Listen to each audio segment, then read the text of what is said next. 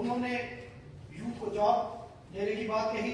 मैं उनसे कहूंगा कि मैं जिस एरिया से आता हूं हमारे पास कुछ नहीं है, ना हमारे वहां इंडस्ट्री है, ना वहां कुछ है, सिर्फ हमारे पास एक बाबा गुलाम शाह बादशाह यूनिवर्सिटी है। आपने एजुकेशनल जम्मू कश्मीर स्टेट को एजुकेशनल हब बनाने की बात की, लेकिन जो यूनिवर्सिटी आज क्राइसिस में है, आज फाइनेंशियल क्राइसिस इतना है कि वो यूनिवर्सिटी डिग्रेड हो रही है। मैं आपके मुसादत से चीफ मिनिस्टर साहब और सरकार से कहूंगा कि उस यूनिवर्सिटी की तरफ तवज्जो देने की जरूरत है, उनके बहुत सारे मसाइल हैं। स्पीकर सर, आज हेल्थ इंफ्रास्ट्रक्चर को मजबूत करने की बात कही, लेकिन मैं आपके नोटिस पे लाना चाहूंगा कि रजौरी में मेडिकल कॉलेज है और मुझे लगता है कि देश में एक ऐसा मेडिकल कॉलेज होगा, रजौरी गवर्नमेंट मेडिकल कॉलेज, जिसका मेडिकल कॉलेज की बिल्डिंग एक जगह है और हॉस्पिटल 10 किलोमीटर दूर है। अगर बच्चा थ्योरी पढ़ने के लिए कॉलेज में जाता है तो प्रैक्टिकल करने के लिए उसको 10 किलोमीटर दूर जाना पड़ता है। ये मैंने किसी भी मेडिकल कॉलेज में नहीं देखा।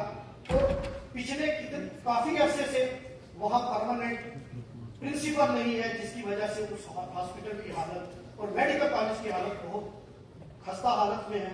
यहाँ हेल्थ मिनिस्टर मैम बैठे हैं, मैं उनसे रिक्वेस्ट करूंगा कि एक परमानेंट प्रिंसिपल वहां दीजिए ताकि उसकी हालत सुधर सके।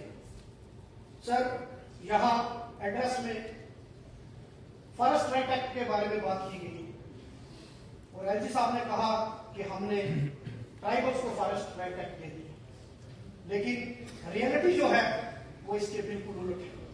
आज भी जो हमारे वहां गुजर बकरवाल भाई हैं, जो पहाड़ी भाई हैं, जो ट्राइबल्स हैं, उनको फॉरेस्ट डिपार्टमेंट की तरफ से तंग किया जाता है।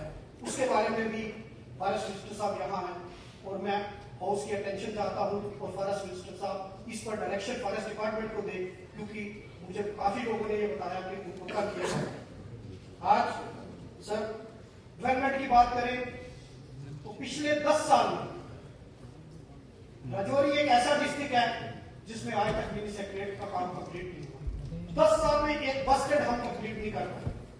रोड कनेक्टिविटी की बात करते हैं हम, रोड कनेक्टिविटी लाइफ लाइन है, किसी भी डेवलपमेंट एक्टिविटीज की लाइफ लाइन है, लेकिन हमारी जो जम्मू से पूंछ तक नेशनल हाईवे है वो पिछले कितने सालों से वो कंप्लीट नहीं हुई। हमारी जो रजौरी डिस्ट्रिक्ट है सर, अगर उसकी टोपोग्राफी ज्योग्राफिकली देखें और क्लाइमेट के हिसाब से ना वो ज्यादा गर्म है और ना ज्यादा ठंडा है, और उसका डिस्टेंस जो है वो जम्मू से 150 किलोमीटर और वहां से श्रीनगर 120 किलोमीटर सेंट्रल पॉइंट है। अब उसको अगर हम टूरिस्ट डेस्टिनेशन बनाए तो रजौरी कुछ का कुछ भला हो सकता है।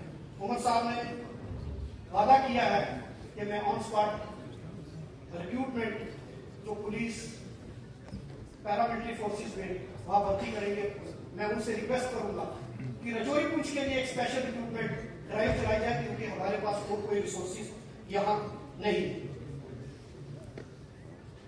सर, डेली वेजेस का इशू बहुत इंपॉर्टेंट इशू है और हमारी स्टेट में डेली वेजेस 5,000 10,000 लेके काम कर रहे हैं।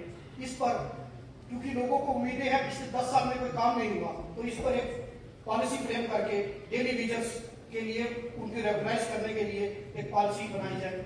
और मेन इंपॉर्टेंट जो हमारे नेशनल कॉन्फ्रेंस के मैनिफेस्टो में भी था और कांग्रेस पार्टी के मैनिफेस्टो में भी था, ओल्ड पेंशन स्कीम, उसका जिक्र कहीं भी इस वर्चुअल एड्रेस में नहीं है। मैं कहूंगा कि उसको भी इंक्लूड किया जाए ताकि जो हमारे एम्प्लॉइज हैं उनको फायदा हो। सर, मैं ज्यादा टाइम नहीं दूंगा क्योंकि मैं समझता हूँ इस शेयर के साथ इससे पहले मैं एक चीज कहूंगा कि कांग्रेस पार्टी का एक डेलीगेशन एक टीम बनाई थी करा साहब ने, जो वारवन में आगजनी की वारदात हुई थी, तो मैं उस टीम का हिस्सा था। हम वहां गए थे, हमारे से पहले चीफ मिनिस्टर साहब ने वहां विजिट की। जब लोगों से हमने बात की तो चीफ मिनिस्टर साहब ने उनको कुछ माली इमदाद दी थी, लेकिन वहां 84 फैमिलीज उन्होंने बताया उनके पास कोई मकान नहीं है, अभी भी वो लोगों के घरों में रह रहे हैं। अगर कोई टेम्परेरी शेड्स बन जाती है, क्योंकि जब हम 10-15 दिन के बाद गए थे तो वहां उन्होंने कहा कि हमें जो चीफ मिनिस्टर साहब ने इंतजाम हो गया, मैं वो बात नहीं, मैं वहां